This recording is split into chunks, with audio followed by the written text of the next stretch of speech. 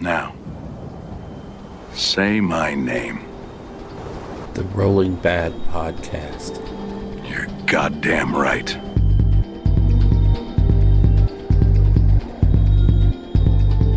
Welcome to the Rolling Bad Podcast, episode number 30, coming to you from the lush rainforests of Albuquerque, New Mexico, where we use mangoes as currency. We're recording on July 22nd, and I am your host, Elric Edge. With me tonight are Bill Costello, James Tapia, and Ryan Taylor. Tonight we're going to ramble on about most of our usual topics, what's been coming out and what's up to in the hobby and the games we've played, a little bit of hype for the Slobberknocker GT, which is right around the corner, gentlemen. Yay! We will also, in our Realm of Lore section, have an interview with Frank DeLoach from the We Slay Dragons podcast and the We Slay Dragons Club in San Diego, California. Just talking about fun meta stuff, the more competitive side of the scene. So, ready to do a show? I think so. All right, let's do it. The Realm of the New Dawn, where we're going to talk about what's come out, Games Workshop in the last couple weeks, big news in the community, etc. So, there is the new Neon website at wearetheneon.com, all one word. That is a website. Neon stands for Narrative Event Organizer Network, basically the group behind Coalescence and whatnot. It's a website where all that information has been compiled into one central location. Yeah, so, and it's going to become the central repository for Neo's narrative event organizers to go to and, pick the brains, get the ideas, and see what's worked and what hasn't. So it's a huge resource for the community going forward. Yeah, definitely. So check that out. WeAreTheNeon, all one word, .com. I'm sure Bill will put it in the show link. It'll be in the show notes. So we've also got Path to Glory, finally. What's that? Yeah, Age of Sigmar release. What? Do they still support that Not game? just Path to Glory. No? 3 started collecting. Oh, hashtag yeah. and started Fire Slayers. So, Yeah. Shout out to everybody who used the hashtag GetStartedFireSlayers on Twitter and in the Twitch chats and everything. I don't know if that had any impact on this decision, but I don't know. You can dream. When you look at the same time, they have Getting Started Beast. What's his name? Beast Claw Raiders? Yeah. So, yeah, that's a stretch. Yeah. Well, but And Getting Started Slaanesh. Getting Started Fire Slayers is Huge. by far the best value box. Oh. Yeah. Because Magma Droths dropped from $110 down to $85. And now you can't buy them on their own. Right. Yeah. They're now the Getting Started box. It's the same with the Carnosaur. Yeah. But I think this is the first time we've really seen a massive drop in a price for a kit from GW. Well, if you look at it, you're paying for the Magma Droth and then getting all the rest of the Fire Slayers free. Yeah. So it's a huge value. So, it's 10 of the Volkite Berserkers, which are the ones you're going to need tons of to begin with. So, I said it's been recorded that if this ever happened, I would jump on board. So, I will be picking up, I'm thinking 3? Probably, yeah. 3 of them. So, but not yet. Yeah. I You have a couple of projects ahead of you. Got to get Slobberknocker out of the way, Rolling Bad Rumble. Yeah. And then our super secret project. Ooh. Super secret. Almost Dark Angels level secret. Yeah, almost. But not quite. Hashtag frustrator.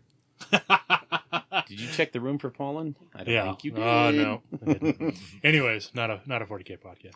But Path to Glory, they have made some interesting changes to it from what was printed in General's Handbook. I think they knocked it out of the park.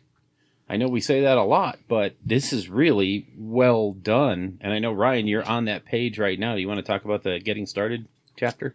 Yeah, so they've got different warbands in there. You just doing what they did in the General's Handbook, right? Except for every faction. Yes, which is super cool. What they've done, though, is they've then went and taken all the getting started warbands. So the Path to Glory campaign that you're supposed to do with your friends is build up a force, have a character who's your leader, tell his story through the realms, and really just add to your warband. So you start off with X amount of units in your character. If you take a Star Drake, for example, you get nothing.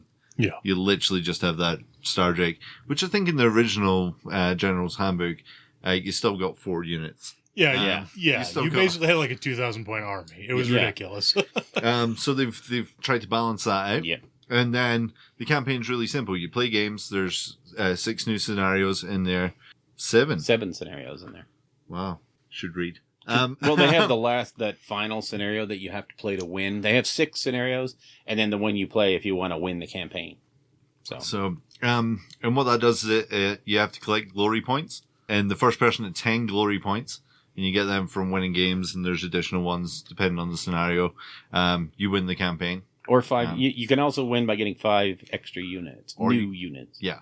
But there's a lot of cool things that you can do to upgrade your units and give them buffs and things like that. So you really have to think, do you want to just keep on going, pushing towards winning, or do you want those extra little buffs for your units to give them some character? What we were going to talk about is the start collecting boxes. So they've taken every start collecting box that's out there, including the new ones, and they've given you rules for starting with it. So you don't have to start with the table and rolling for it that's in the back. You can literally have a group of friends and pick up that start collecting box, build it, paint it, and start playing games with it and getting your Path to Glory going straight away. For the ones that are seen as a bit more powerful, you actually have to get 12 glory points rather than the 10. For the ones that are maybe seen as a little Less underpowered, powerful. Yeah. you actually get bonuses. So you get to use some of those rewards that you can get after the game right at the start. So Yeah, like the corn getting started box. If you decide to go with that, you're actually going to start with one of the free rewards. So it kind of balances it out against someone. You can play against the guy that has either the standard or is playing with the slightly overpowered box. yeah, exactly. For example, Fire Slayers just need to get 10. The Beast Color Raiders have to get 12. Mm-hmm. So still only add 5 more followers, but Yeah. Well, the way they have you getting followers for these different factions, you're spending the glory points that you accrue for the scenarios. You're spending them to get rolls on these tables to add units. So you're thereby setting yourself back a little bit. So it's kind of adding 5 units to a Beast Claw force is going to cost you a lot. So, because they're not cheap. no, and the more fancier units like the Vanguard, for example, are 3 glory points, 2 or 3 glory points rather than just the usual 1. Yeah. So You have to use up 2 rolls and a glory point or 3 glory points or something. I mean, you spend a lot to get a unit of 3 Vanguard. but would it be worth it? I don't know. You're not taking Archeon, so. That's true. But actually, and there's only one special character in the entire Path to Glory game. That's Archon the Black. Mm-hmm. So, yeah, I mean, I have to say that the Path to Glory is definitely... It falls right in line with Skirmish. It gives you an entry point into the game. It really does. So if you play Skirmish, and you actually go in and buy boxes, right, you're probably only going to be using 1 or 2 models from the unit to play your Skirmish game, so you've got the rest of the box left. If you actually paint up the rest of that box, you're probably going to have enough to start this Path to Glory campaign. And if you play 1 or 2 games a month, then it'll take you 2, 3, 4 months maybe to build up. And by the time you've got 10 units on there, you're probably at about 2,000 points. Right? Play some standard games. Yeah. Yeah, it's actually a really interesting way to hide an escalation league inside of a campaign format that's really well done and well thought out and balanced. So it's fun. Cool. So we also have registration for the Las Vegas Open has gone live. Yeah. You can sign up for events. At this point, what did they The call hobby it? seminars and what have you are not live yet. Well, I know they're fancy. What was their fancy premiere package? The High roller. VIP, The the high high roller roller, package. yeah, it Yeah. sold out Yeah. already, which is Yeah. a shame. In fact, it sold out before I even knew the registration was open. Oh, bummer. So yeah, if you plan on going to the Las Vegas Open in 2018, keep an eye on that. Yep. And get in on those events. There will be a doubles event for Yes. Age of Sigmar on the Friday, which is awesome. Super excited about that. Yeah. Going to play with Bill. Yep. Play loosely. It's a loose term there, I think.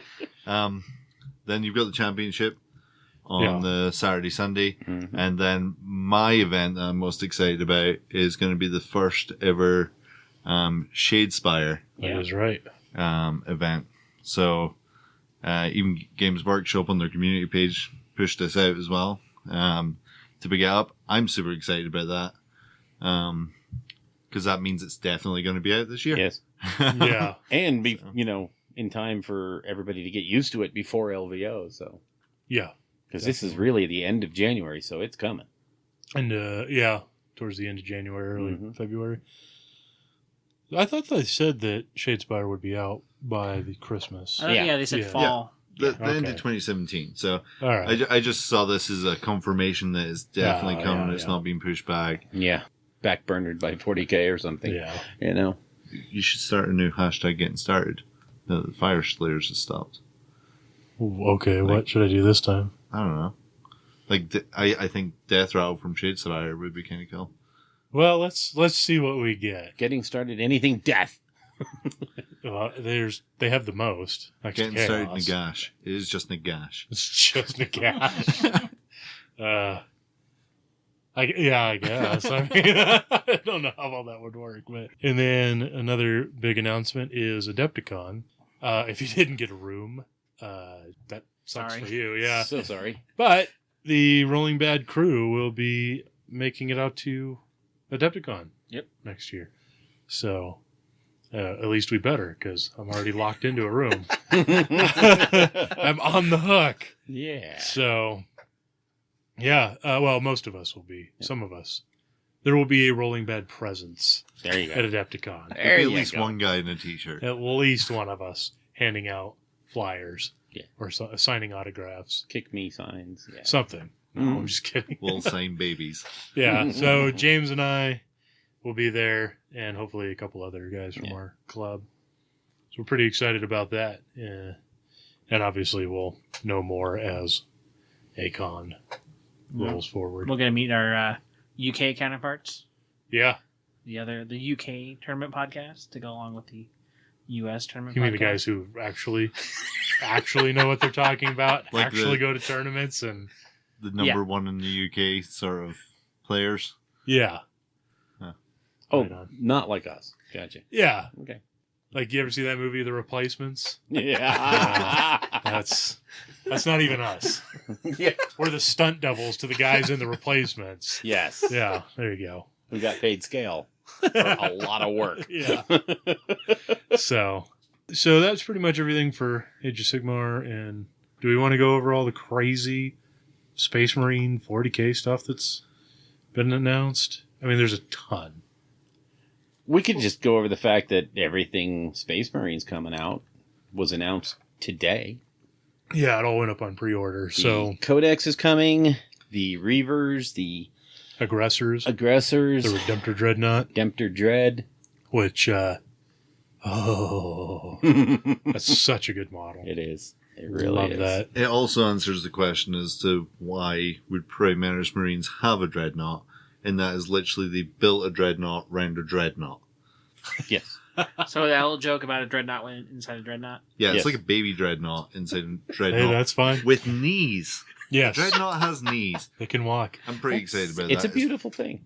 It's not If just- somebody doesn't do a video of it doing the moonwalk, that would be They have to. that would yeah. be amazing. Yes. I'm actually sitting here waiting for the repulsor. Mhm. That's like I was really surprised when I did my orders today that it wasn't up for pre-order. I was like, well, what? there's still going to be more intercessors. Yeah. Because there's a box that's going to be coming out that has a ton of different weapon options. Yeah. For those guys, the repulsor, apparently some kind of a flyer at some point.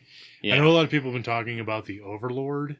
I cannot see them making a kit for that. Mm. So the Stormbird is, well, the Tau Manta is the biggest thing they make, and it sounds like Mhm. the Overlord is 2 or 3 times bigger. Yeah, than that. and it's just I don't see it being. It'd be a third of the table is one model, and I don't see how that's feasible. And yeah, that's the thing. The size next to a Thunderhawk would be just what? Yeah, I mean, it literally describes it in Dark Imperium as making a Thunderhawk look like a toy. Yeah. So I don't believe that's and it coming. hauls 40 Primaris Marines around, plus a regular librarian. They managed to squeeze him in the club box. But, Yeah, he's in that special librarian seat. Yeah. You know. So, I just don't see. But I'd imagine they're going to have other smaller aircraft of some type because, flyers sell. And I'm sure it'll look cool. And yeah, but I wonder where they're going to go with it because there's so many Space Marine flyers now. I mean, I would hope that they would take something like the Raven Wing and do like, I know I'm going to open up old wounds here, but do like the Chapter House extension to it to where it made it look like something that would carry a bunch of Marines and maybe a Dreadnought instead of what we got. So. All right, well, I don't know, but reading through Dark Imperium, they make it, I think, painfully clear that the old Marines are on their way out. On their way out, yeah. And Primaris Marines are the way forward. Yes. Like, they do not hide that. No, it's right now, if you're a old Space Marine, you're taking a number for the complete overhaul. You're either going on a long crusade or you're getting a quick upgrade. Yes. Either way. Yeah. To Dreadnought armor, probably. Whatever works. I could just see Rapute going in and just a quick smack on the back of the head. Yeah. Okay. Oh, what happened here? Yeah, we need a Dreadnought. Come on. Yeah. If I got to be interned in one of those badass Dreadnought machines, I'd do it. How annoyed are like the people that have been interned in Dreadnoughts though up until this point? They're like walking along. They don't have knees. Yeah. So they're So they've been doing waddling. a mad 10,000 year waddle. I'm Bjorn Fellhand and I don't have knees. That's why you should Penguins are stupid birds. This guy's 6 weeks old and he can run. Yeah. That's why he's a really good defender. Because Yeah. you plump him in place and he's like, I'm not doing that. I'm not moving. No. You're just going to laugh at me, aren't you? Mm-hmm. And the Primaris one comes up and goes, hey, buddy. Like, Yeah. taps him on top of the head. Yeah. It's going to be You're okay. so cute. It's going to be okay. One day you'll get an upgrade. But yeah, I mean, there is just a crazy amount of Space Marine coming out. Some cool Yeah. special editions. Oh, yeah. Editions and stuff. And a collector's digital edition, which is kind of a first. Yeah, so let's touch on that real quick. A lot of content. Yeah, So it there's- comes with a kind of a behind the scenes thing with the guy who wrote the book, I believe. Mhm. And why don't you give us the names real quick? Right there at the very top.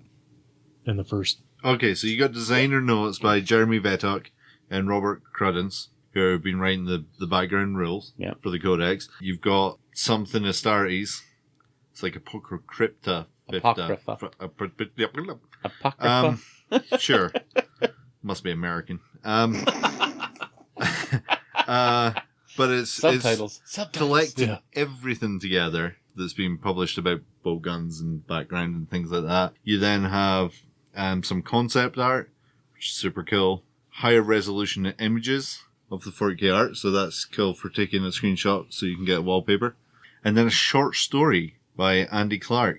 So it's actually pretty cool. And it's only $15 more than the paper book and also the digital edition. Yeah, so it's not like they're taking you to the cleaners, which is kind of what used to happen, Yeah, I like it because I kind of like the behind the scenes. This is one of the big appeals of the Twitch stream is on the Thursdays they do the Inside the Studio deal, and this is just more of that, which I like. I think they're getting the feedback from that and finding out that people really do like to peek behind the curtain and see this stuff. And I really got a kick out of listening to the sculptors talk about how everything is there for a reason, and they talked about the reason for everything. Why does his belt look like that? Well, it has this and this and this, and here's his special tool and his interview with Tom Walton on designing the Redemptor Dreadnought. Yeah, I thought that was really cool. And what's even better is even if you miss the Twitch stream, you get to rewatch it later with a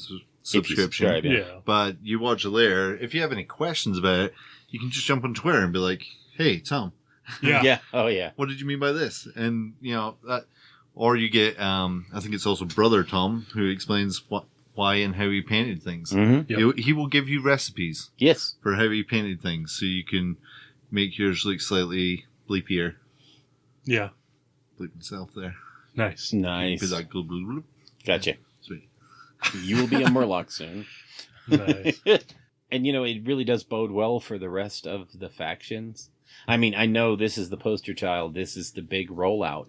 But when they're putting out this much effort, you can just imagine that they're not going to really just go, oh, yeah, and here's some chaos stuff. Go for it. Yeah.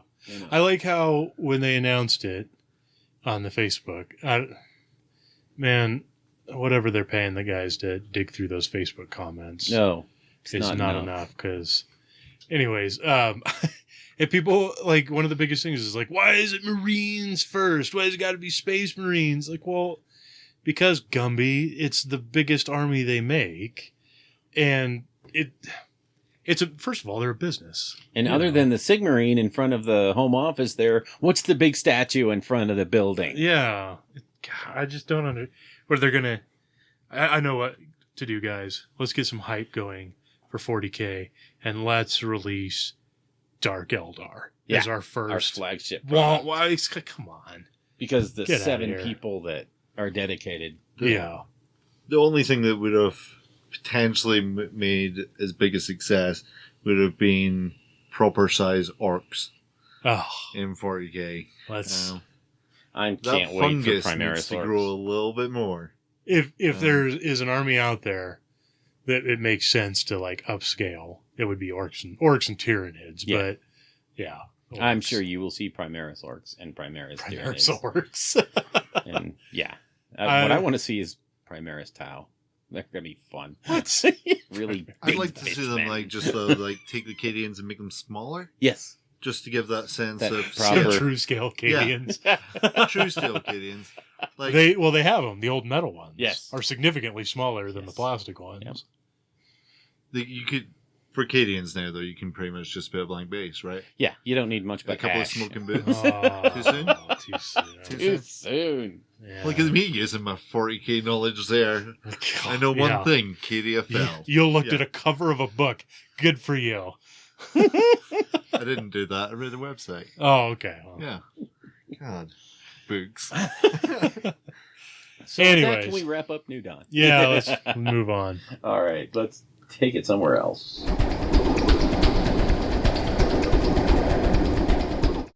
The Realm of Creation, where we're going to talk about what I'm painting right now. Literally right now.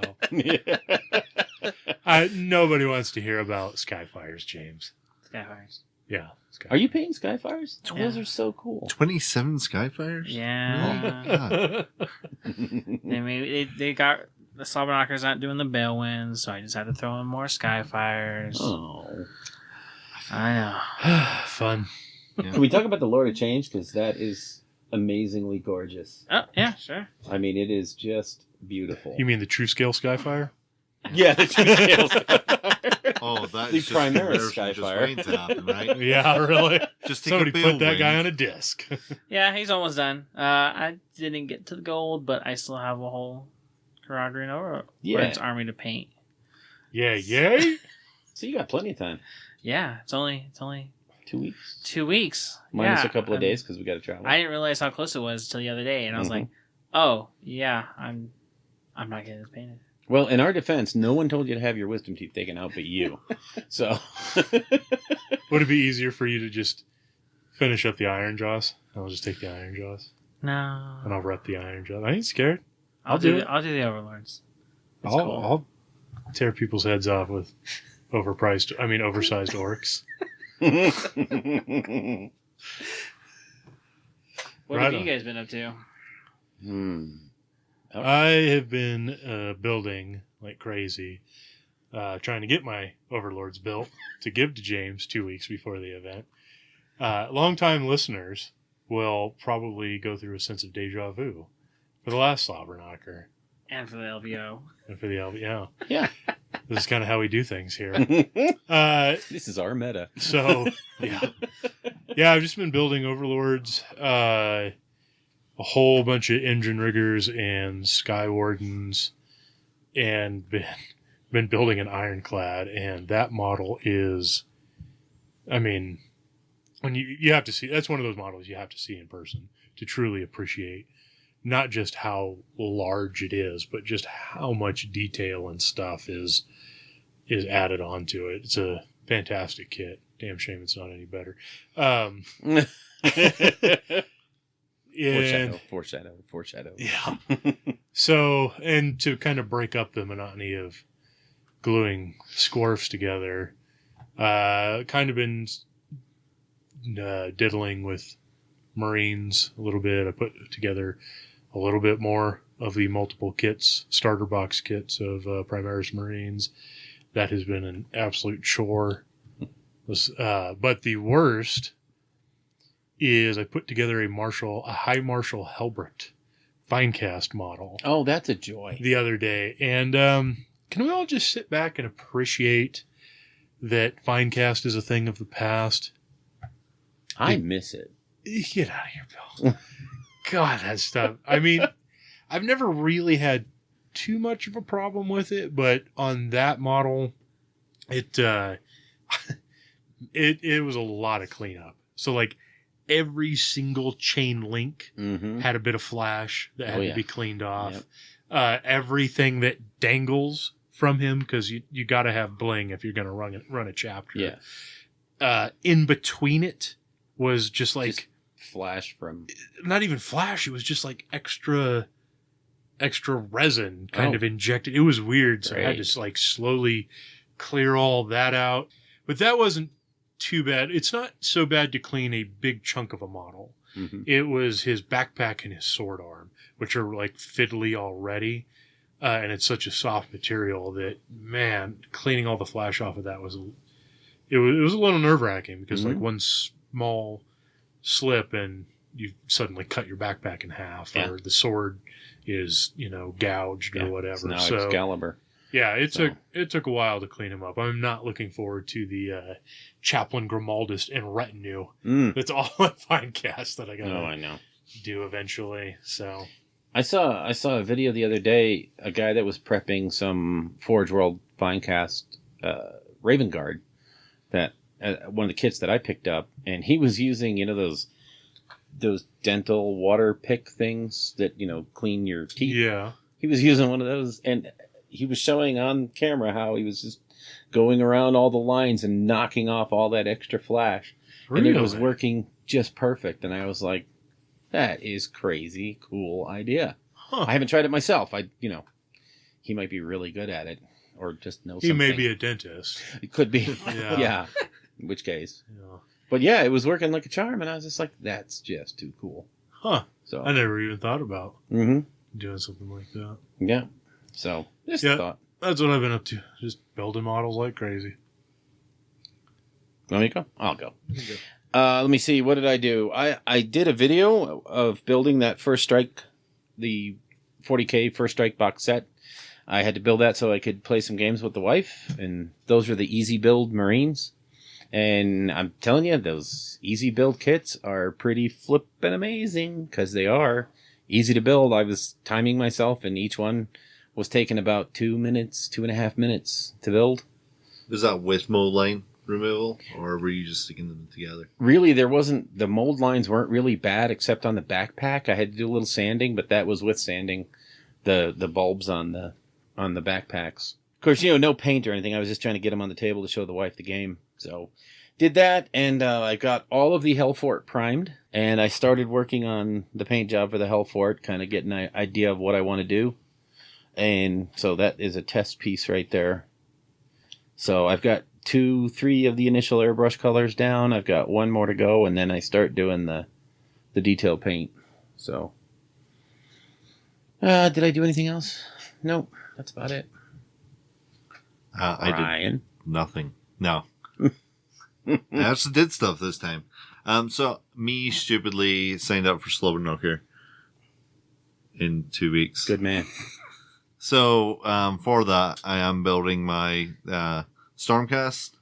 So I'm actually looking at boxes right now in front of me that still need to be taken out, cleaned, assembled. I did build a Stardrake. 5 Liberators, and a Castellan, and his dog. He's Griffhound. It's not a dog. It's Griffhound. No, I'm using just a dog. I'm Oh. not. I'm a Griffhound. Archibald? Yeah, It's not Archibald. Yeah. It's not as cool as Archibald. Yeah. It's not, Not one of as, the new not as Griffhounds. dead as Archibald either. No. And it's not one of the new Griffhounds, which I kind of really wanted to get because they're a super cool kit. It's the one that comes with them. So he's like, I wanted to use one at the Silver Tower, but it's like a baby. Yeah, he's so small. It's So- very wee.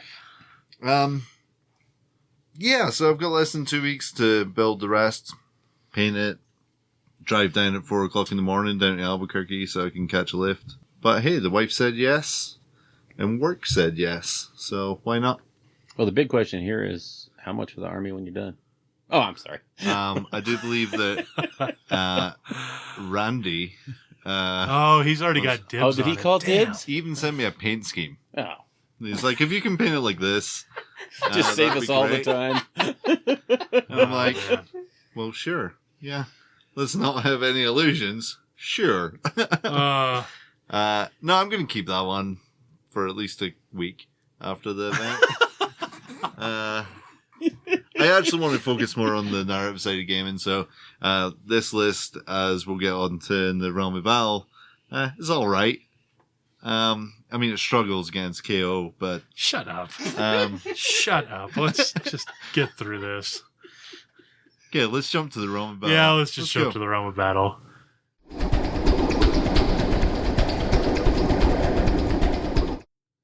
The Realm of Battle, where we're all going to talk about games we played because, by God, we've all played some games. Did we, though? Well, in your case, no. Want to start out by saying today we did the first Rolling Bad Age of Sigmar Skirmish Demo Day out at Active Imagination in town here. It's something we've been talking about doing for a long time, getting an actual organized demo going so that people can see the game and experience it and play with it. And we actually, we had one guy show up to demo the game, which was one more than I expected, really. But it went off really well. He was really interested. His name is Matt. I'm not going to go any further than that because I didn't ask him. But yeah, he was really genuinely interested. And then we played a 3-person game of skirmish, and I took the Chaos Force that has a lot of models so that he could take half the models and step him through the game, and got him through a bunch of combats and the whole system. And he really enjoyed it. He was really enthusiastic about it. So it works. Try it. Get a demo day going in your corner of the woods. My other games include nothing but 40K. So, because I am a game whore. It happens. So, James? James? You want Oh, I haven't played any AoS. I did get 40K in, though. to... Oh, nice. Yeah, pretty sweet. What do you... So, just real quick, we don't need all the deets and everything, but initial impressions? You guys feeling it?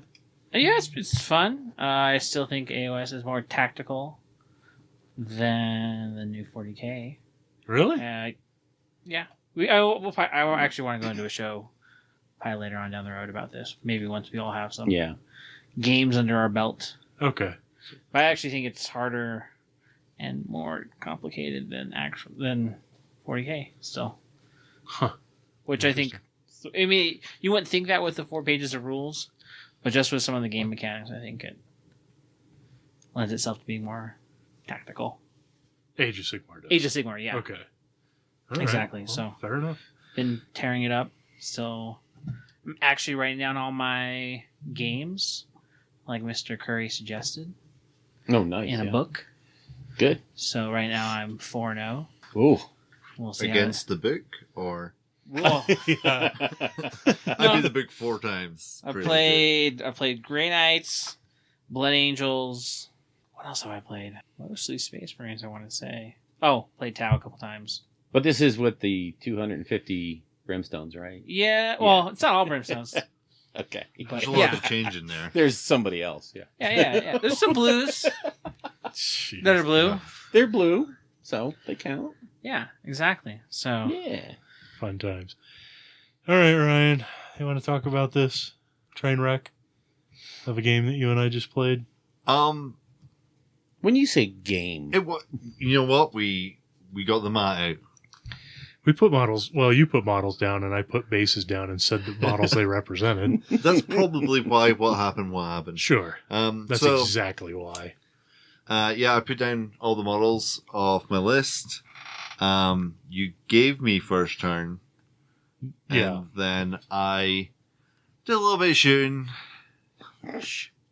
All against your ironclad. And took off 15? 13 wins? 15 wins. 15 of the 18 wins. Yeah, 15 of the 18 wins. And then my Liberators had to come down because of the new rule. I didn't get to keep them up. Sure. And You just had to do it. I had to. Right. And then I did a 9-inch charge Sure. into your ironclad. And, I had to fight you. As you do. Well, I didn't have to. You didn't have to. You could have been sporting about it. But I did. And I did the last 3 wounds. Last 3 wounds, yeah. And then it exploded. And when it explodes, your most of your army popped out of it. And Well, I don't know if most of my army popped out of it. They certainly tried to crawl through the flaming wreckage. Most of them didn't make it. well, they made it from the roll the one that dies roll. Yeah. None of them died from that. What they did die from was not being able to get within 3 inches. Yeah. Which is surprising because dwarves are really small. Yeah. And so I thought more of them could get in. All right. So we played half a turn. You deleted my ironclad, and basically only one of my units that was in the ironclad could get out because the rest of the area had been wrapped up. I couldn't stay outside of 3 inches. I've heard that's a tactic. Yeah. Yeah. So I took the prudency shoots because I figured they're good to have. I don't know if I would have taken the last word. I'm not really sold on the last or the final word or whatever. I guess maybe I could try it if I have another chance to play a game before we go to Slobberknocker, but I don't know. It was a really bad matchup for you. It is. I think it is literally the worst matchup that I could come up against with the Overlords. It's a gunline Stormcast army with a Stardrake that has a mirror shield. So Well, the mirror shield didn't even come into play though, so let's not. He didn't even have a mirror shield. It's not like you shot at him or anything. Whatever. So, but I did want to play the game to just see how bad a matchup it really was, and it turns out it's pretty bad. I'm not sure what I mean. I know Andrew was trying to give me some ideas, but I can see now why everybody takes Zilfin. Mm-hmm. The Ironclad is slow as hell, so that kind of sucks. I don't know. Yeah, I took Barak Mornar. I was going to try to hop out with the Admiral and get a bunch of rerolls on the shooting and whatnot. I think on paper, it's a solid tactic. On the tabletop, having that much stuff inside of one model that if it gets wrapped up like that, you're basically done. Yeah. And there's so many things in the game that can do that kind of stuff. So, I don't know, the entirety of a Stormcast army, anything that has Sal the Faith Friendless. You know what I mean? Even Destruction Tzeentch. can do it. Destruction is super fast. Yeah, Tzeentch. You could just surround it with Skyfires. It's with a 16-inch move, they're going to be on you. Yeah, I don't know. It's kind of weird. So I was wondering earlier if it kind of defeats the purpose of having an airship, but I wonder if you could have a group of units on the ground, on the table already, and use them to make a landing zone for the Ironclad. But then it limits your mobility because you're not using the airship for what it's meant to. You're not getting that deep strike. yeah, well, you're kind of escorting a model with like a bunch of little fragile models. You're probably going to do it with the Argonaut Company, and they die so quick if you're just taking like little 10-man units. And if you're going to take anything more than little 10-man, the minimum battle line requirement, then I think that just fundamentally changes your whole list and play style. And then why are you even bringing in and why you're bringing boats. So. And it's kind of weird. So You're also putting it more at risk that if that ship goes down, they're not going to be able to get outside. If you Well, you keep if you them try and more bubble than... it around to stop people getting in to surround it, you're almost surrounded with your own stuff. Yeah. Yeah, well, and you're spending a lot of points to protect a lot of points that has a lot of points in it. So really, your whole army is just running around in one tight little block. Yeah. And not really getting anything done, I think. So. Well, and that's just it, is you're denying your own mobility of having an airship. Yeah. What's the point now? Well, to be fair, I don't think the boats are really that fast to begin with. I think that's why you take Zilfin. Why Zilfin appeals to so many people is because you can just put it down Wherever. right where it needs to be. Mm-hmm. So, but I'm not going down the Zilfin road. I think I want to try other stuff. I just want to see what else the book can do. I don't know. I'd hate to for it to just be that one list. Yeah. Because I know people talk about Urbaz. I feel very strongly that the handbook 2017 will take away the stacking, so that will mitigate the effectiveness of chemists. Yeah. I mean, they'll still be good under Urbaz because you can Yeah. still buff 2 units, but I just want to stay away from Zilfin. I want to see what else the book can do. Yeah. What else it has That to just offer. seems the obvious choice. It seems like the gnarl route of the Overlords, Right. or the Warrior Brotherhood. Yeah. You know what I mean? So It's that one list that works and there's nothing else. Yeah. Yeah, that would be sad. So how'd you like your list? It really wasn't a great game to see anything. And we were never going to play the game out to the end. No, really, it was yeah. just a stress test. I don't want to say that I made mistakes with that after stopping the game at the end of the first turn, but Halfway through the first turn. end of my turn. Yeah. But I think I need to learn how to deploy it properly, because if it goes past that first turn, I was looking at it and going, oops, I don't know quite where I'm going to be putting things, moving it around. It does do a ton of shooting. Stormcast gunline is no joke. That's That's a legit threat. Yeah, so I mean, at least I went into combat though, turn 1 combat. So, get a little bit of interaction with my opponents. Yeah. Well, and this is going to be played at Slobberknocker, where the scenarios are a little bit different. So that list is going to be a beast during the first scenario, because my Star Drake gets 3 more wounds and gets to ignore Ren 1. No, it gets to ignore. Yeah, ignores Ren 1 Okay. and can't be hurt by anything more than Ren 2. Yeah, so you have to have Ren 2 attacks or mortal wounds. Yep. And he gets +1 to save, so his armor save. Yeah, it's brutal. Yeah, and the scenario is kill the general. So Yeah, that's the whole gimmick.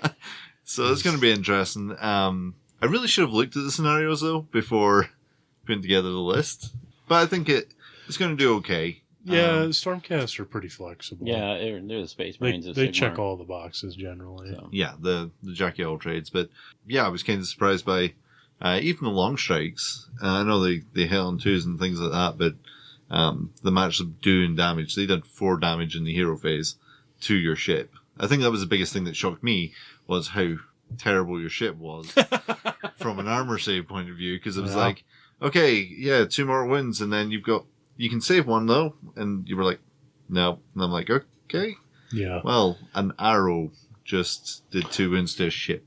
Well, they are balloons, so. Metal balloons. But Yeah. balloons still. I'm shooting a crossbow bolt.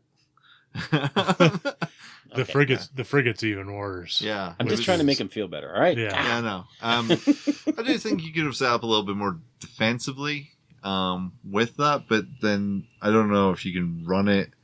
You'll hope for that double turn, run it, get where you need it to go, and then drop them off. Yeah. But, That's why I gave you the first turn, because I was hoping the double turn could give me the mobility needed to get across and deploy. Plus, I did not want to take a double turn of all your shooting. And I think, yeah, if I can get the double turn with that shooting, that's great. But I think potentially your mortars would have done some more damage than you thought. Maybe against those small units with small amounts of wounds. If you do 2 wounds to a 4-up save, long strike, then I'm losing that, really the opportunity to do more wounds, because there's only 3 of them. They only have 3 shots. So yeah. I think if we played it out if we'd flipped it and said, okay, now you just try your first turn, we could have seen how much damage those mortars could have done. But that's Sure. all that would have got to attack in your turn, though. Because nothing else would have been close enough. Maybe a cannon on your... I think a little bit of the shooting from the frigate could have, because I had the Admiral on board, it can run and shoot. So I'd get 5 plus D6 inches out of it to, get up there and maybe take some pot shots at you. But yeah, I don't know. Yeah. It would have been interesting. We'll see. But- I mean, it literally the first try at the Overlords that I've had. So, and it's pretty clear that it is an army that requires a lot of thought and practice to do. Yeah. It's not a plug and play. Yeah. Which you've had I know. plenty of, right?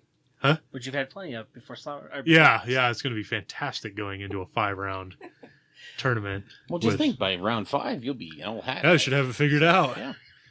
Just enough to disqualify to pull me out of winning the wooden spoon. Yeah, probably. Because I'll win Win that last game. big. I got a major. Like, yay, moral victory. So we'll see. Yeah. And that is Realm of Battle, I believe. That's it. That's Realm of Battle. So, as we promised earlier, we're going to kick off an interview now with Frank DeLoach. He's from the San Diego area, and he's a pretty active player in the ITC. I think Frank is currently leading 2 of the factions that are out there. So, Frank, you want to introduce yourself? Hey, I'm Frank. I am a founding member of the We Slay Dragons Gaming Club in Southern California. We've been around since like 2011, and I play way too many tabletop games, and particularly Age of Sigmar. And yeah, I'm leading right now Khorne, Beast Claw Raiders, and I'm about to take death because I have no real things in my life. So I'm just kidding, but. No, it's good. I love AoS. It's really fun. Cool. And what we're actually going to be talking to you about is you wanted to take some time and talk about the meta and what your view of it is. And as somebody that plays a lot and plays in tournament games a lot, kind of wanted to get your thoughts on that. So you want to go ahead and open it up? Sure. I mean, when you look at a meta as a whole in any tabletop game, you have to look at units that fulfill a role in your army and what your army is trying to achieve on the table. Whether that is a Beast Claw Raiders army where you're just straight up trying to table your opponent and you really don't care about objectives. You're just trying to get that turn 1 charge and wipe off 60-70% of their army.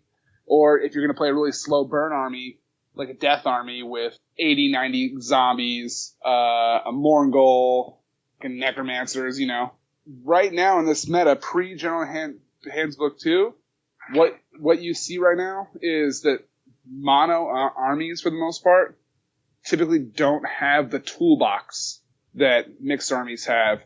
And so when you're building a list and you're looking for something that's going to be effective in all the scenarios against almost like a attack list, take all comers list, you need the key points of the army has to have movement shenanigans, has to have a hammer unit, a support unit that does things like debuffing their army as well as buffing yours, and using utility units or chaff. And in this meta, the big standout, I'm sure James knows, is the Skyfires. Everyone has a huge boner for a Skyfire, but that's because they fill so many roles at one time. They can be the hammer. They can be the utility. They can be, people don't want to admit this, but they can be chaff if they have to, because they're a 4-wound model with a decent enough save, and they move really fast. So to push this forward, and to really dive into what makes a meta, I mean, what was your guys' meta out by you? Poor playing and infrequent. Yeah, we don't really have a big enough group, I think, that plays consistently enough to generate our own meta at this point. So okay. Well, I mean, I think that, I'm really fortunate to live in Southern California, where I feel like our meta is, in some pockets, mirrors the UK super high level scene really well. I mean, I know you guys have played a few of us out in different events and stuff, and to see the list archetypes be so defined, where that this person is looking to optimize what that army does all the time, whether you're playing a grinder list where it's just mass bodies and just slow burn, high wound count units, or a turtle army like a Skyfire or a Sky Shoal Coven, Free Hill, Empire Handgunners, or like a YOLO army like Iron Jaws or Beastclaw Raiders, you know? Like, I love playing my Beastclaw Raiders. And if you want to look at the meta as a whole right now, like the global meta, they don't fit. What fits in the meta right now is you need to have built an army that has the key points, like I mentioned earlier: the movement, the hammer, support, and the utility. So you're pretty much saying that it's going to be the mixed lists it's mixed destruction, mixed order, mixed chaos. Those are the top 3 lists, in my opinion. You just have some new tools. Like the reason that Grumple Tusk list, if you don't know what that is, it's the Beastclaw Raider Stonehorns mixed with Night Goblins and or Kanenruck. If you look at why that list does so well, people tend to focus on the Stonehorns and being like, well, that's effectively a 26 wound model that can charge and blah. That's not what does well. That's its hammer unit. What really makes that list work is the support unit of the Night Goblins with the Fanatics, or the support of the 30 or 20 Savage Boys backed up by 30 Arrow Boys. It's almost like a red herring or distraction to be like, I have to kill that Stonehorn. When really what you should be focused on is playing the objective and blocking those units and tying them up with your chaff, instead of being like, I'm going to send my zombie dragon into a Stonehorn. You are going to die. Like, every time.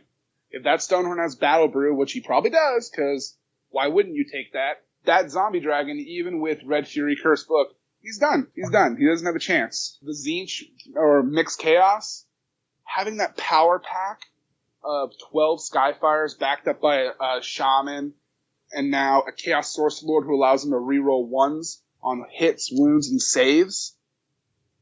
That's filthy. That's absurd. And you give that Shaman Lord of War, it's another +2 to hit from the Shaman. They're mortal wounding on 3s. It's bananas, because you're looking for these little synergies that come from different places, but you're never worried about making your army cohesive outside of it fills the roles it needs to fill. You know? But there are a few mono armies that can excel in this, though.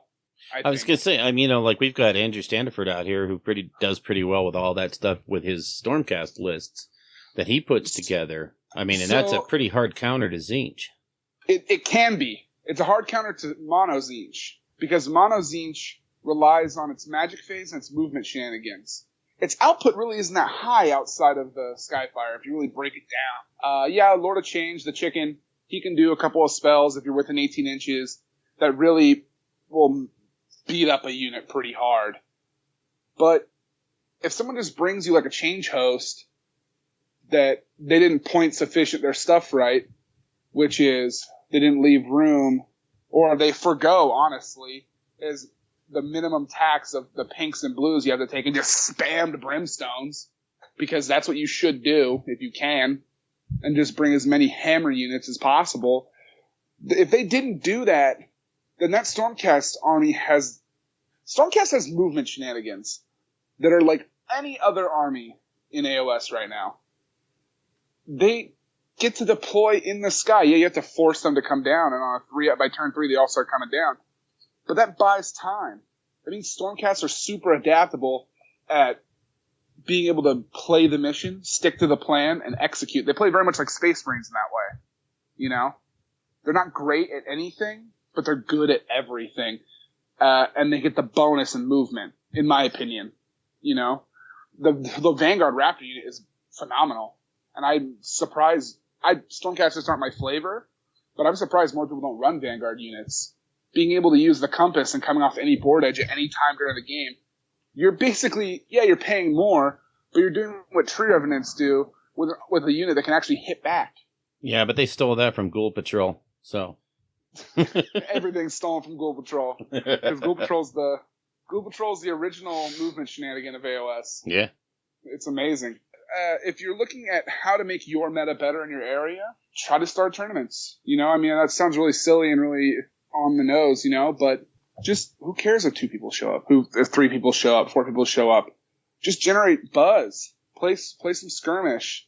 Then when it comes to building your army list, you need to look at a few key things. Now, this is pending General's Handbook 17, so all this can change, and I'm sure the 5 of us know that there is going to be a change. Stacking at the moment, that still works with some abilities. It doesn't forever, but for me personally, I try to build lists that don't deal with that. I try to build lists that stack different abilities on top of each other and not the same redundant ability. Well, I think going forward, that's a pretty good piece of advice because it certainly looks as if that's going to get all taken away. I'm for sure that's going to happen. Knowing threat ranges is huge too. I mean, James, you play with Skyfires and stuff like that. You know that with your base movement and the range on the bow, you can shoot like 40 inches. Yep. So you can keep everyone at bay at all times. Or if you want to get in the mix, you just boom them out 12 inches and get a charge off. It's little things like this that make James a good player, makes Andrew a good player, Elric, Bill, everybody. Like, if you spend time and just go, okay, I like this unit. That's really cool, man. And I love narrative play. It's super fun. I'm currently building a very narrative and funky death army right now. But if you want to be like, I want to be a top 10 ITC player, drop the narrative idea. Yeah. Like, so it doesn't work. What do you think about the Caradron Overlords and their spammy shooty ability? How do you think they're going to fit in? I think it's cool. One of our club mates, Tyler, he plays Caradron Overlords, and it's been a lot of work to get his list optimized to work outside of after turn 1. So turn 1, it's one of the scariest turn 1s of all time. Because if you take Bark, Ziflin, and you can still stack, like I said, with Aether Chemists and volley guns and cannons and mortars, like literally you can dump 80% of an army off the table after turn 1. If that army doesn't get that off, what do you do as the dwarves? Because you're terrible in combat, you can't really do a ton of shooting afterwards because the other army is going to get a whole round of swings on you and you're in their grill. Because to be super effective, if you're not using mortars, you have to be 12 inches out. Because that's the range of the guns. So, I think they have a lot of potential. I think Bark, Ziflin, and I think the boats are not the best way to go. I think one boat is good. I don't think a lot of boats are good. And I think engine riggers and skyhooks are the saving grace of that army. Because skyhooks are so filthy. Being able to have the 24-inch range while a unit is trying to get to you and just smack them with rend off a basic infantry unit is nasty. And then the engine riggers being able to basically load up a boat with free units that are not bad in combat. They hit pretty hard for a little stunty on a balloon. They do work, man. And so I think those are the key units you should focus on because an engine rigger with Aethermatic Saw, buffed up by an Aether Chemist, is getting 2 attacks, hitting on 3s, wounding on 2s, Ren 2, D3 damage. You have 10 of those guys take a swing at, I don't know, name something halfway decent. A Stonehorn. That could cripple a Stonehorn. And Stonehorns are considered the big bad guy. The only thing that would really stand up to him, no problem, is artillery units. Mongols, Nighthawks, stuff like that. But that's going to do a lot of work. I mean, everyone wants to take the Iron Sky Squadron, but I think look at other things, bark more, and just stay away from boats. Don't do that. I think someone around here might have said something about they were a trap. They're a trap. Elric is correct. Yeah. It's ooh shiny, and then they just die. Yeah, they're incredibly fragile. Once they go down, they take pretty much everything that's in them with them. We'll talk about that more later. Ryan and I played a game earlier. Yeah, the boats. Boats are... At Addie's 3 weeks ago, I had a tournament at the Dice Hammer GT, and then my first game, I'm playing Destruction. My first game is against Overlords. I'm like, this is like the ultimate counter to my list. And surprisingly, I weathered the storm and won the game. And when I took down the Ironclad, I wrapped around it with Goblin and a Stonehorn. So just everything died. Yep. And so it's a trap. But it's not all doom and gloom for the Sky Dwarfs. Because if you take them in a mixed order list, you could have potentially one of the most scary lists ever. Okay. Like, this is going to sound silly, But hear me out. You're going to take it with the Frostheart Phoenix. Frostheart Phoenixes are a nasty unit that very few people are running right now. It's a high elf unit. It comes from the Phoenix Temple. What it does is it's a 12 move model, 5 up save with a 60-inch movement, 9 bravery. Its combat's okay. It's average 3x3 rend 1. It's not that great. Its abilities though are phenomenal. It has the Blizzard Aura, so everything within 9 inches at full health is -1 to wound. Every enemy unit. Then, every wizard who casts a spell within 12 of it, whether it's unbound or not, adds 1 to the save roll. It ignores all wounds on a 4-up. So you plug this thing in with a unit of Thunderers, with a Hurricanum, and a Lore Master, and 1 Aether Chemist, and that is an instant delete unit, and you put Skinks in front of it. I knew Seraphon would get in there somehow. Skinks are the best chaff Order has. Yeah. Because they can hit and retreat. And they're super cheap. Yeah. And they're super cheap. They're the best until other stunties, the Fire Slayers, drop down to 60 points. And then that's going to be phenomenal. So then Seraphon will be completely, literally unplayable. No way. I think Seraphon are really good, actually. I do too, but I think Seraphon have a place.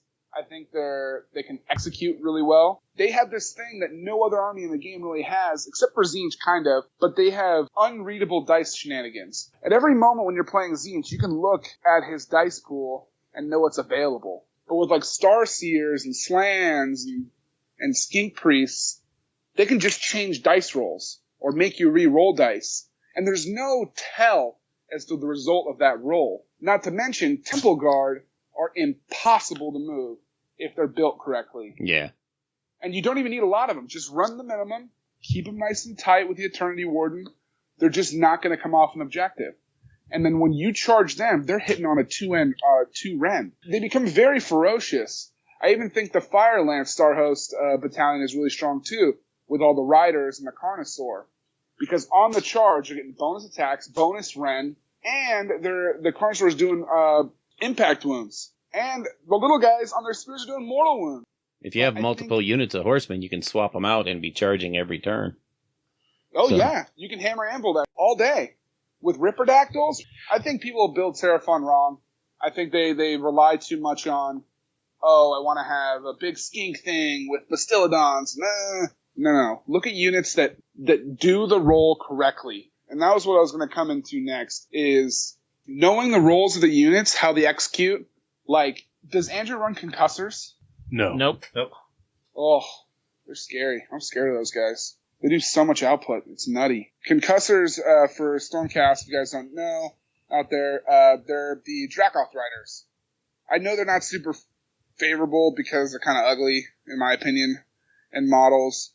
And they're really expensive. They're 220 points for 2 of them. But if you look at, when I say these units, I think it's easy for me to be like, I see how this unit works really well because I'm spending time looking at all the other pieces of a list. So it might be easier, actually. I'm just going to go to Hidden Gems. Is that easier? Sure. And Concussors is one of them. Yeah. So, like, Hidden Gems of lists are units that may not have direct synergy or even be from the same army inside of a faction, but played off of another unit in your army could be extremely powerful and devastating. Like I said, with the Thunderers backed up with a Hurricane and with Skinks in front of them, a Frostheart Phoenix and a Lore Master, that's one combo where nothing matches, but just the basic aura of the generic, this works for this faction kind of buff, Right. makes it super scary. You So, know? real quick, why the Lore Master? What is his role in all He that? gives +1 hit, +1 to wound on a spell and a 5-up.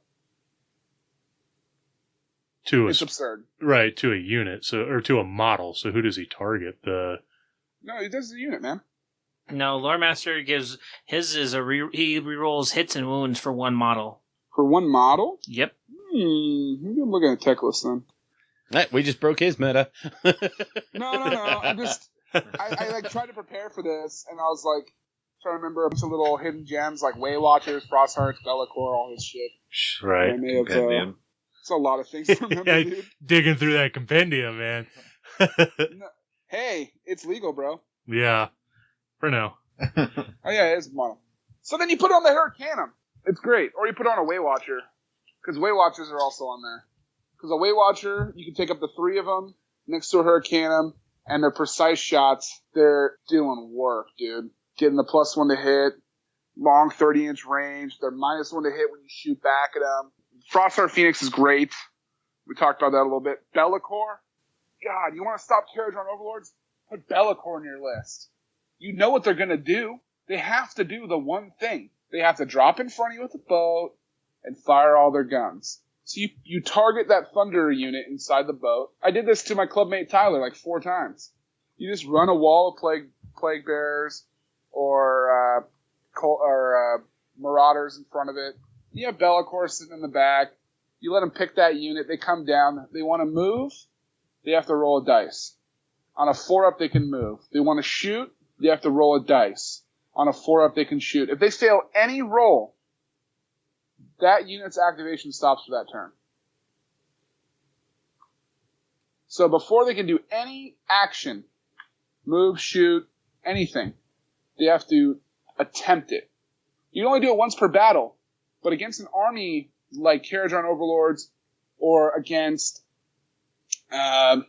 someone who's using like a Verminlord Deceiver with Skitterleap trying to jump on an objective or stopping a Necromancer from summoning in a Morgul, Be'lakor's very powerful. And he's not great. He's okay in a fight, but that one time just shut down the key unit is huge. Yeah, but I mean, if I don't see how he's going to stop the KO coming down because they're being I did deployed. it 3 times because when the boat comes in, it's not the moved, Thunderers right? come out. No. But the Thunderers come out. They want to shoot, right? They have to roll a dice, and if they roll 1, 2, or 3, they can't shoot, and they're done. They're done with everything. You may take the shot. You're running the risk of that. Yeah, it's a 50-50. But I'd rather take that chance than just know what's going to happen. You know what I mean? It's just one unit in the 4. But that's the unit. That's the hammer from KO. Thunderers with either the mortars or the auto gun. They do so much damage. It's nuts. The Fate Master for Tzeentch, I think, is really good. And I don't see a lot of people running him. Having that 2-up save against non-flying units makes him a killer on objectives. He's okay in combat. He's not great. But if you, say, run him with a pack of Tzeentch mortal units, anytime you make a dice roll for a Tzeentch mortal unit within 9, and it matches a dice that he gets to roll in the hero phase, you get to re-roll it. So you always try to roll low. And then if you don't like it, you just use a Destiny dice to change it to a 1. So then you're always re-rolling 1s now. Well, you can't use a Destiny dice for that because it's not a to hit to wound roll or one of those other special ones. So you can't use a Destiny dice for that. You sure? Yep. Then You can't use Destiny dice for abilities for stuff like that. It's only for like the hit wound, to damage. well, then they played on the stream wrong because that's where I got that idea from. Yeah. I was like, Destiny dice is only used for. There's only certain 9 things, and Yeah, there's 9 categories you can they're use pretty them for. limited. Okay. And abilities Whatever. is one of those things you can't do it on. He's still good, honestly.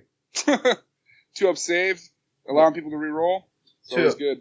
Well, it's just a 2-up save in combat, right? Unless they fly. So he's Unless it's a flying unit. Yeah, so he's running around with a 4-up save and 6 wounds.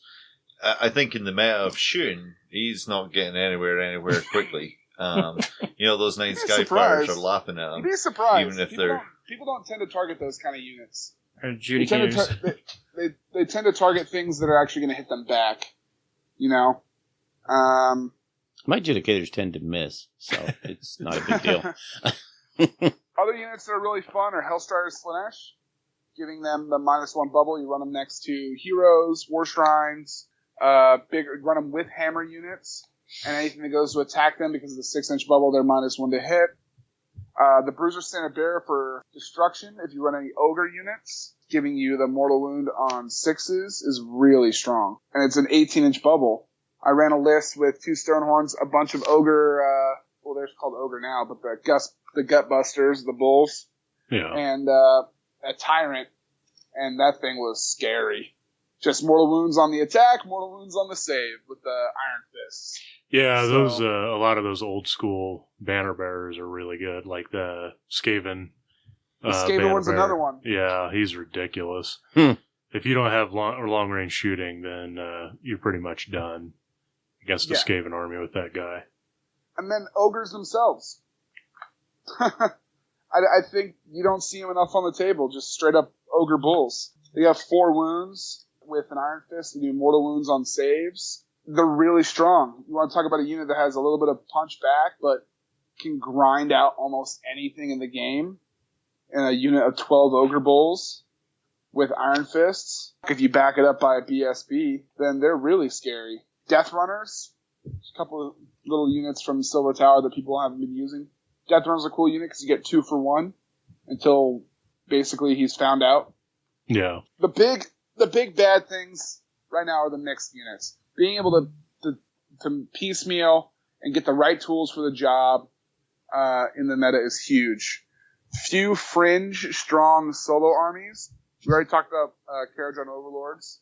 You know, they have potential to be really strong. I don't know if Kale will ever win an event, honestly. I just don't think they have enough tools to beat a mixed army. Another unit army I don't see a lot that's really strong in mono is Bone Splitters.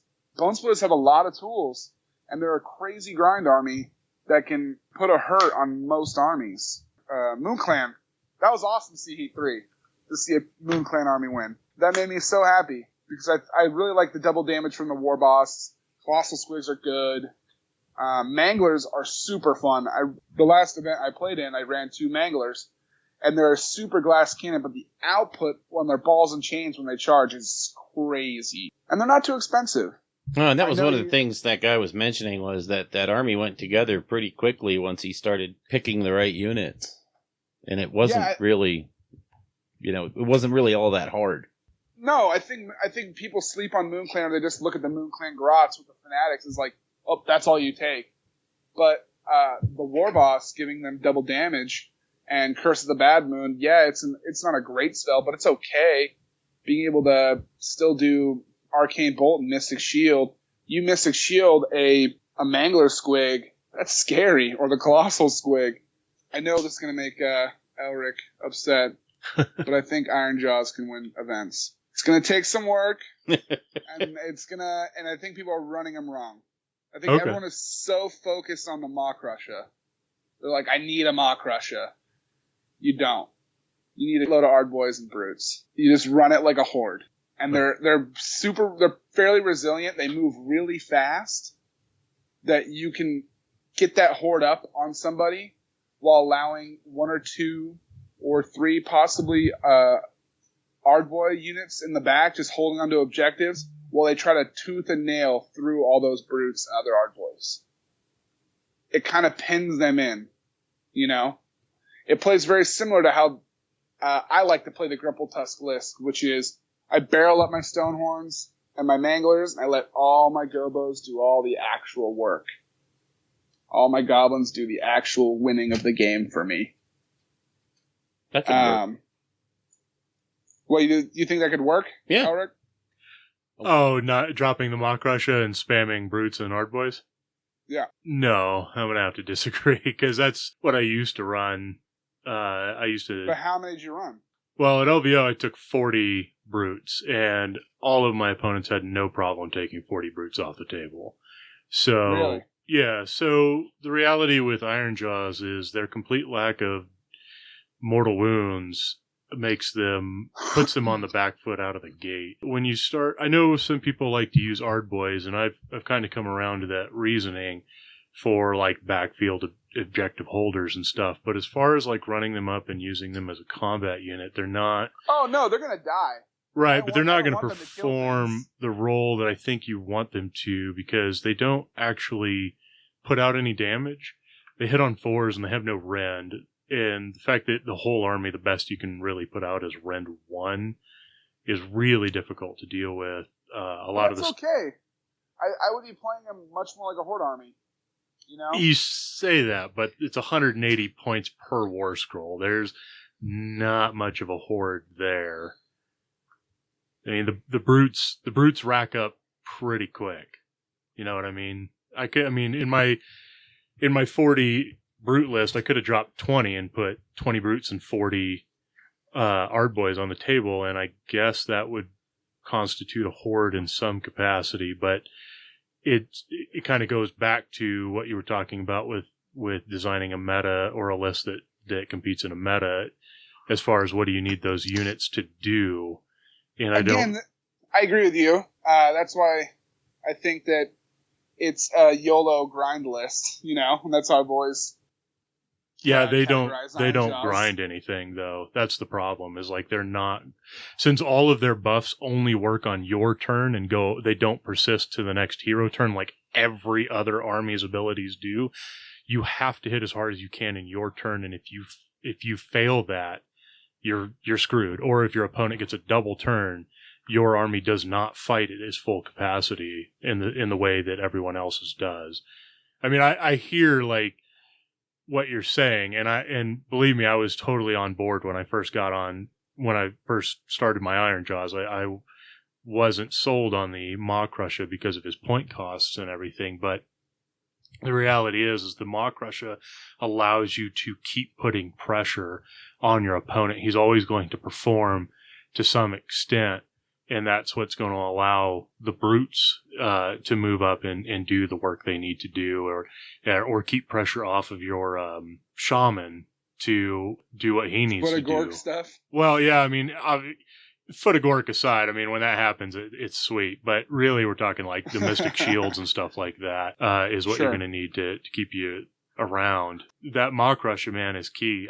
Believe me, I was totally championing the idea that you're pushing forward for quite some time until I finally just said screw it and started putting the Maw Crusher in my list. And he's money. He's just money for what he does. And if he gets a point reduction in 2017, absolutely he should.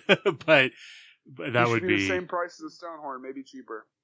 I would go with cheaper, honestly, but this comes back to my whole thing that nothing in the game should be over 400 points. There's no model in the game that's worth more than 400. Even Alariel? Even Alariel. Archeon is not worth more, because his biggest ability is based around having more characters around him. And when he eats up almost half of your army, and then you want to put more characters around him. That's a bonus for him. Yeah, I think in a Philly Zine Force, he's just ridiculous. That's where he shines the most, though, is the Zine combo. Right, I get that. Or the Nargo combo. Where you're just unkillable? Where you just can't kill him. Well, that will go away if stacking abilities goes away, so. Yes. And then to answer your question about Nagash, I mean, other than Nagash being arguably the worst character in the background, as far as his stats and everything go, no, I mean, Hand of Dust is cool or whatever, but it's a 3-inch range. He's pretty resilient, and he gets ridiculous if he has Neferata behind him, but most of his abilities don't come into play in a matched play game. And at 900 points in a game where literally everything can be killed, and now we're approaching a meta where the range damage output of armies is so high that even Nagash is not safe. It's 900 points is it's a little expensive. That's outrageous. It is half your army. So I'm going to sidetrack the conversation here because we are running up against some time. But what I kind of wanted to key in on was the whole idea of General's Handbook 2, 2017, on its way. And, everybody's talked about point reductions and this, that, and the other thing. What are you guys' ideas? We're hoping that we're going to get these stacks to go away. I think that will. I'm confident. I'm going. It's almost a given. But as far as point reductions go, do you feel? I feel personally that these models were pointed based on the text of the War Scroll, not considering almost as if they took the rules of one and put those in almost afterward. Like when you look at Lord Croak. Afterthought. Yeah, you look at Lord Croak. He's absolutely devastating in narrative play, and he's costed appropriately in narrative play.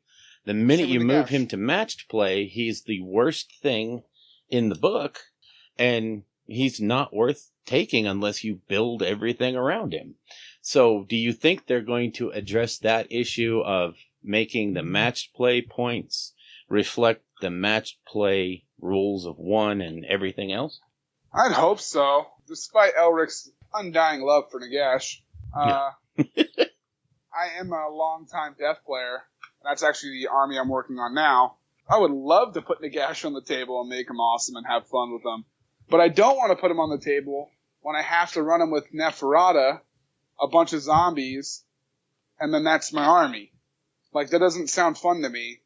Well, that's kind of what I was getting at, is some of these big characters in these factions, they require you to take, like Lord Croak, to make him good in match play, you have to take things around him so you don't get the usefulness. Same thing with Nagash, same thing with Archeon. You have to take specific combos to make them work. And I don't want to do that. That doesn't sound fun to me. Right. That doesn't sound like the love of death which I had from Castlevania as a child. Yeah. So, Ryan, you got something? Yeah, I mean, a lot of what we're talking about here is potentially not fun for people. We've got, the Skyfires, we've got the mixed lists. I think what I'd like to see from General's Handbook to try and change the meta is these allegiance abilities, hopefully artifacts, where you have to make a choice. You're going to have to really think about, do you want that mixed army, or are the allegiance abilities and the artifacts that you can get far outweigh that?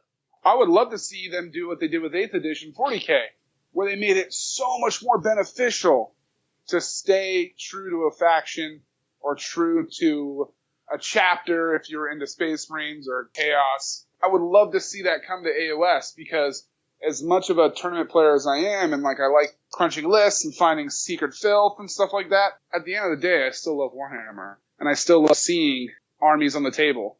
Like I said earlier, it's cool to have a thematic, army on the table that doesn't win tournaments. I want to see a thematic army on the table outside of this one fluke of the Moon Clan winning. But I want to see a thematic army that's super powerful and wins events. It would be cool to see a death army that had the bats and the zombies and the everything, and Nagash, or I miss the Von Karsteins with all my heart, and see them win events.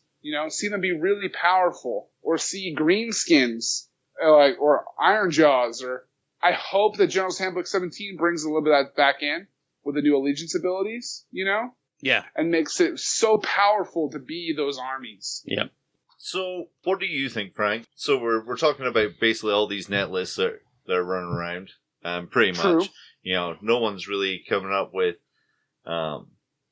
super surprise. The Squig list was great, and I think the way it was played was what took people by surprise. So, what do you think changes the meta? Because, to be honest, what you're describing out in California, I don't really want to go and play that. Play against that right now. I don't want to show up to a tournament where I'm playing against the Grumpletusk list or Zinch Skyfires all the time. So what is your thought about how to change that so that we can grow the community? Well, as far as growing the community, I know our community out here is super strong. Nationwide, how to change the meta and make it more friendly and more open to more people. I think just being open and honest about the kind of event you're running is huge. We have an event next month in August called the 8 Realm Rumble, and we're being very open and honest that we want to see super competitive lists.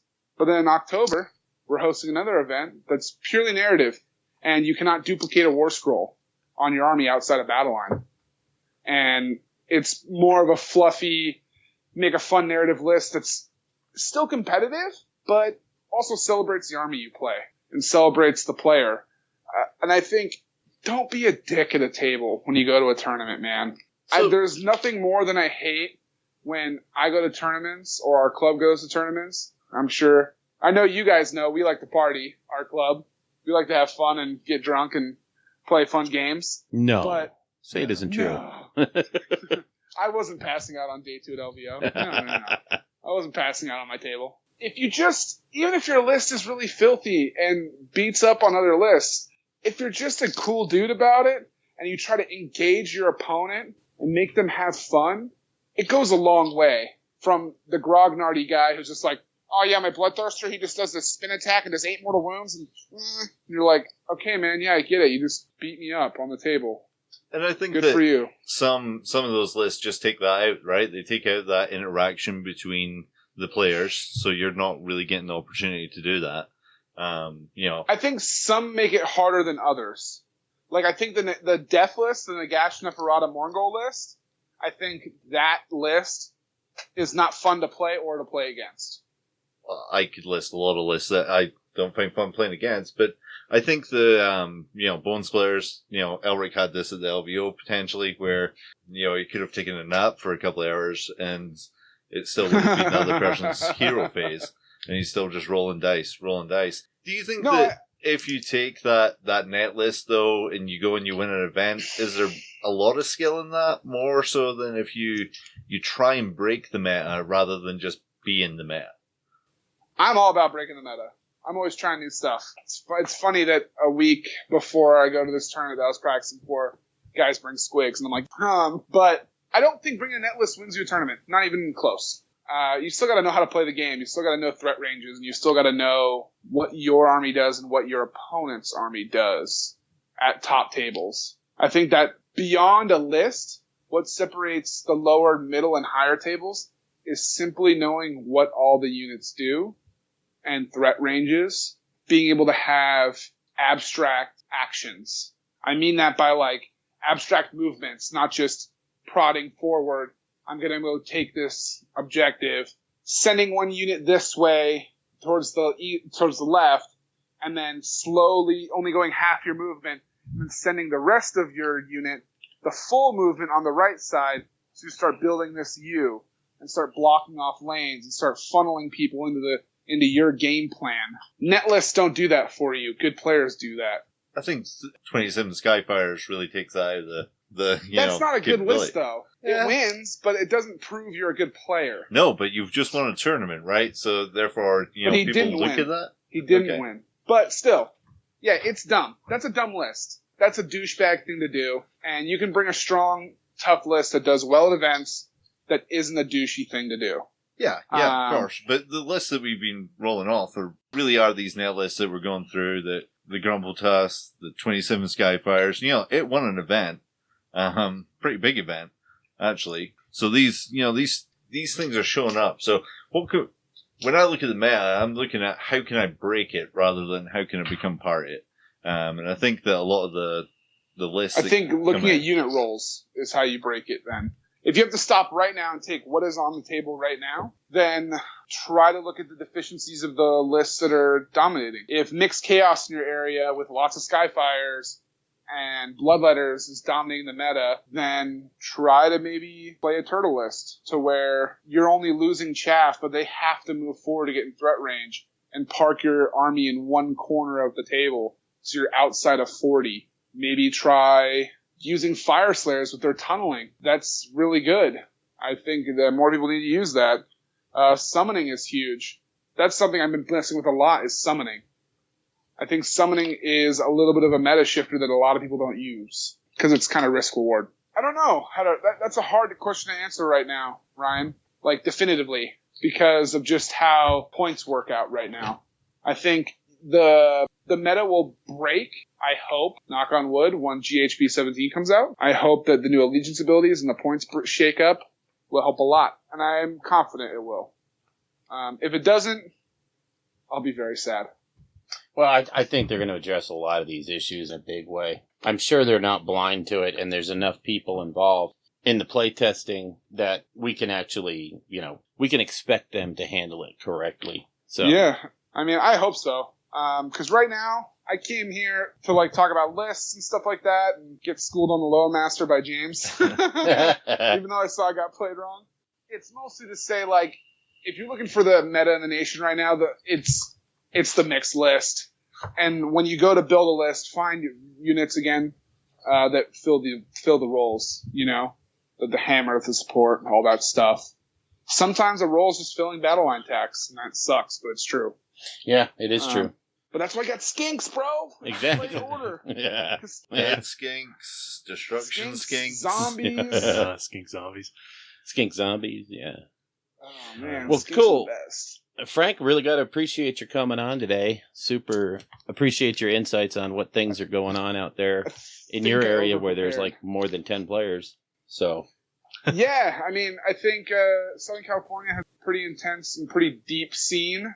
It's definitely more competitive mind than narrative mind, you know.